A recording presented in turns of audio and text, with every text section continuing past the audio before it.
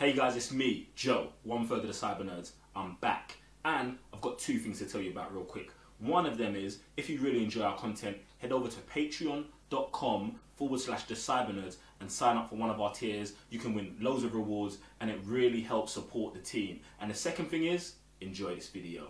We are live. Ravens, G and Joe, one third of the Cyber Nerds. The mission behind the check-in. We are live.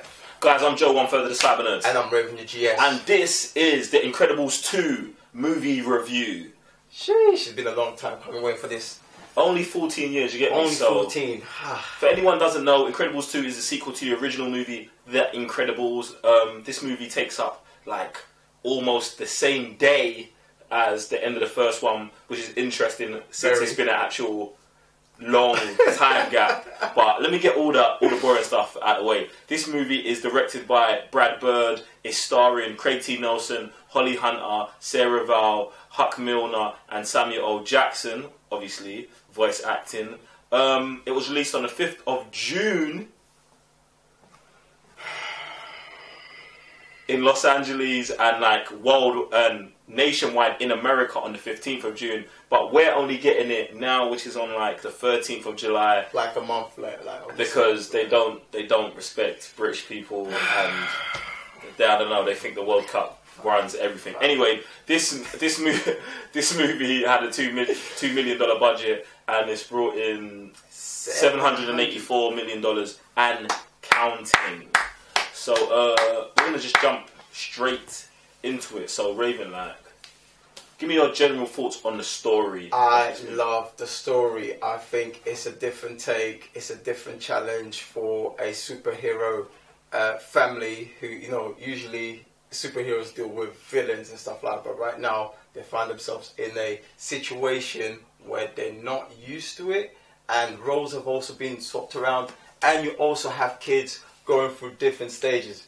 I love it. You know what I'm saying? That's interesting, yeah, because I feel like the story was probably not the greatest thing for me, because you said it was a different take, but it's not a different take. It's the exact same movie as the first one, but they just switched everyone's roles around. So now the mum's going out to do the superhero stuff while the dad stays at home with the family. I like that. The kids have still got that whole being kids dynamic and learning about each other. And then in society, instead of in the first movie, no superheroes, we're trying to get superheroes back in. Do you know what I'm saying? So I felt like, not lazy, but I just feel like they didn't stray very far from what they did in the original movie. Do you know what I'm saying? Well, like you said, it's right after the first one, but I felt like the kids like absorbing what's out there and then kind of like combating, you know, especially the dad as well, who's not used to dealing with them on a daily basis. I love that whole dynamic side of the story for it. Yeah, I mean, that was cool. Anything else about the story? No, that's pretty much it, man. And you know, there's one thing about the story that I did want to jump on. So the villain of this movie, right now, in the beginning, I'm watching the movie and I'm like, please don't make certain people the villain. Like, if you watch the movie, you'll know who I'm talking about. And at the end, they don't do that. It's only half of that. Right. That, to me, I thought was great. Right. I didn't want both of...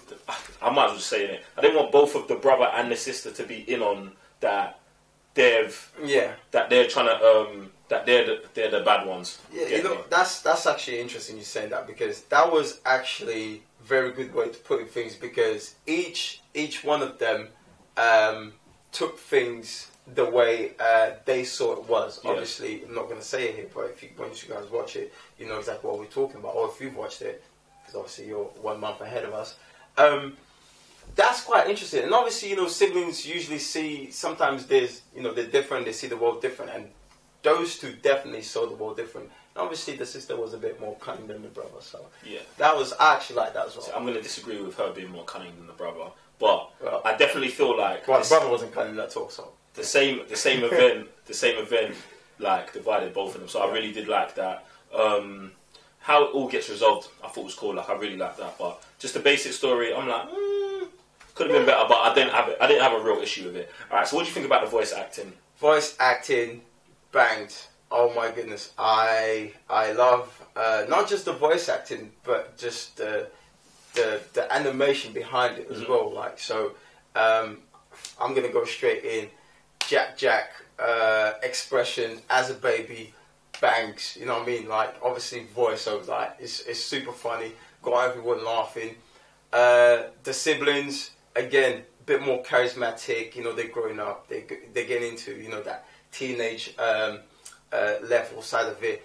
The dad, we've never seen him like that. Usually he's the cool, composed person. Now he's on the opposite end. Loved it. Stress levels, it's a madness. Who I'm thinking of, Edna. As always, you gotta love Edna. She came in with that fire shoes he has, but by the end of her little, cameo, I guess you could call it, she kind of was a bit more soft, which was a pretty cool side to see of it. The ice guy Frozone. It was pretty cool. We got to see more screen time of him as well, which was pretty cool. Yeah, see, I really liked all of the voice acting and all of the characters. I really liked everyone in this movie. And it's funny for me to say that because usually there's someone who's just gonna annoy me in it. Mm-hmm. But I liked everyone's character. I really liked Flash in this movie. I felt like we got even deeper into his personality, and I felt like we got pretty deep into his personality in the first one. So it was interesting to see that. Reaching even deeper into him. Obviously Jack was good. I felt like we should have had more Edna in the movie. I really like her character, but there were scenes that she was in, she batted up. Yeah. Batted up. Can we open up the dictionary for that? Oh man, batted up. To bad something up, to be really, really extremely good. Urban Dictionary closed. So so she was sick. And then Frozone, I thought we got, like you said, we got more of him. I wish we got even more of him. But it was great. I don't know, maybe because we got this from the trailers, but I expected to hear more about his wife. Not see her, but she just got that one line that we kind of got in the trailer, and I was like, is that it? And then it kind of just moved on. Yeah, I was kind of gutted about that. I hear what you're saying. I feel like they should have definitely played on that more of him. Like, when he was at their house, maybe her call and something happened, you know what I'm saying? And just make it a running joke forever, like you always hear it, but you never see it. But I like that you never see it as well. It kind of reminds me that there's that sitcom where the neighbour is always over the fence. I can't remember what's it called, but you just see his eyes, but you never see The Hendersons. Yeah, something like that. So, one thing I did not like took me out of the movie was the mothers, and not precise, maybe that's not more of the acting, but whenever the camera was on her, I mean the beginning was pretty cool when she was introduced to the world back as a hero, but anything else from there, to me, just took me out of the movie. I don't know what it is about it, but I just did not like it. Every time we went back to the family or anything else, it was cool, but every time it was on her, just did not like it. Yeah, I feel like, for me, I wouldn't go too as far as you're saying, but I definitely felt like the sections of the movie where it was isolated on Elastigirl, I felt like were just generally slower. And I felt like I got personally more enjoyment out of the parts where it was the whole family together. Yeah, absolutely. And I feel like for me personally, that stems from at the end of Incredibles 1, you get the family all together, this moment that you've been waiting for the whole movie, and they're so good together. And in this movie, you get them together and they're so good together, but they then break it up. And this is what I was talking about, by I don't like them using the same story, because I feel like we've moved on from that phase of one of the Incredibles going off on their own. Like, at the end of that movie, you became the Incredibles. Now, in this movie, they're not really... They are the Incredibles because they're a family, but I didn't feel like this was an Incredibles movie. Like, this could have been... this could have been... feel like it. This could have been an Elastigirl movie. That's what it felt like to me. And even worse, the thing about it is that it just wasn't good for me. I don't know what side of element it was that just didn't captivate me and kept me engaged to watch this movie. Like, whenever it came to it, I don't know what it is, but it just wasn't the same thing. It wasn't the Incredibles that I came to watch. Alright, cool. We've already really touched on production, innit? But like, what do you think? I mean, it's very hard. I mean, we're talking about Disney and Pixar studios. Head of the game, top of the game. Top of the game. I mean, everything was crisp. I mean, I'm an animation, guy. I loved it. I was actually looking at things like left, right, center, and everything was just perfect. We did get a bonus right at the beginning. Yeah, that's on all Pixar's, isn't it? Short animation movie, which prequel as well was amazing. So, I mean, there's nothing much we can. Yeah, man. Production bang. We're just gonna move on. Alright, so your general thoughts. My general thoughts, very funny,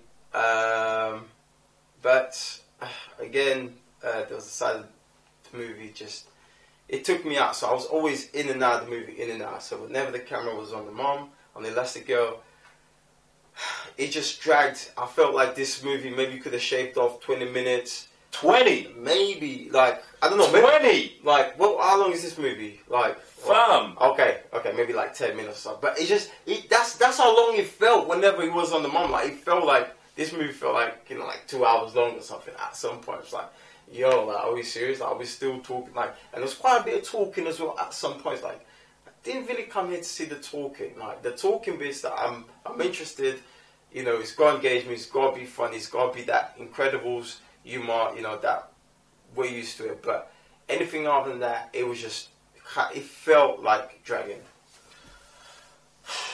My general thoughts. I really liked it. I felt like sometimes it slowed down with the Elastigirl scenes and the dialogue like you're talking about. Not to the extent that you're talking about, but for the most part, I did really enjoy the movie. But I wish they focused more on the Incredibles family as a whole. Mm-hmm. But yeah, I mean, really good movie, enjoyable, a good sequel. I don't think it's better than the original Incredibles, though. I'm just going to put that out there, because I know someone in the comments is going to ask. Well, I cannot, jump on that because I remember bits from the first one, but I haven't watched it in a while, so... Alright, so we're going to get to our official TCN, the Cybernerds official rating for The Incredibles 2 is going to be, I feel like we should have a drum roll. It's going to be a 3.5 out of 5 sofas. Does that makes it almost lit? Almost. Just missed it. He was almost there. He was almost there. But you're not. But you're not. Do you know what I'm saying? But really good movie. Go out. Make sure you watch it. After you've watched it, you've probably watched this review then. Whatever. Watch the review. Watch the movie. Or you've probably seen the movie already if you're in America. Yeah. Watch the review. Go downstairs in the comments and write what you think. Do you love it? Do you hate it? Who's your favourite Incredible? Who's your worst Incredible? What do you want to see from Incredibles 3? Sheesh. I'm Joe, 1/3 of the Cybernuts. And I'm Revenue GS. What? I was going to ask, do we have to wait another 14 years? For the Definitely not. Incredibles 3 is going to come out, what year are we in? 2018? Yeah. 2022. 2022? I'm putting it out there. Alright, cool. Boom. Joe's said it. See you on the next movie review. Peace. Easy.